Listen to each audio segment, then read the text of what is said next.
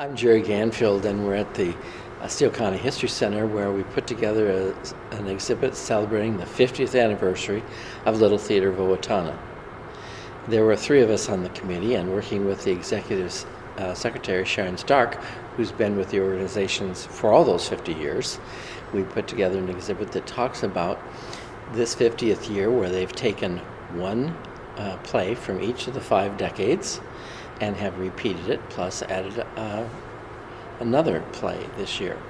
So we put together an exhibit that kind of showed those 50 years of when they first started with one-act plays at Washington School. And one of the driving forces in the group was Vita Alexander, who directed the first play, Three Men on a Horse.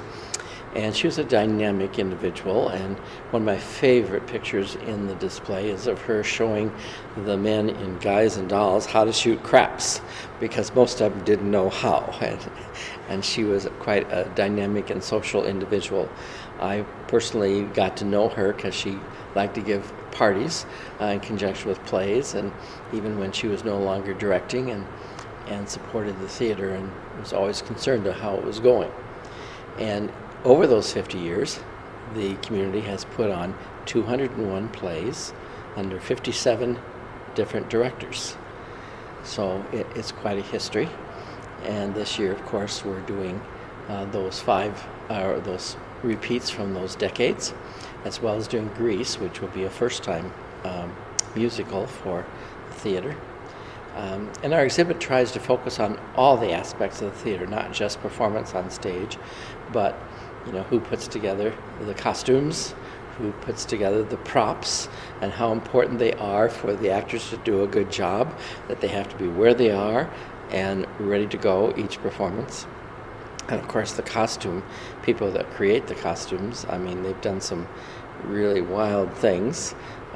In this most recent play, of course, they have a trap door where somebody has to disappear like the Wicked Witch of the West through the floor.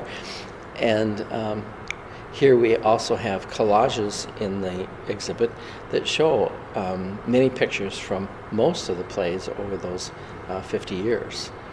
And we have part of the exhibit, we have a recent script which was signed by the author and given to the director, Craig Berg, who is going to be the director of Grease in the spring. The committee had a lot of fun putting the exhibit together, showing those 50 years, and we hope you will stop by and see it yourself at the Steele County History Center, where our mission is preserving and sharing history today for tomorrow.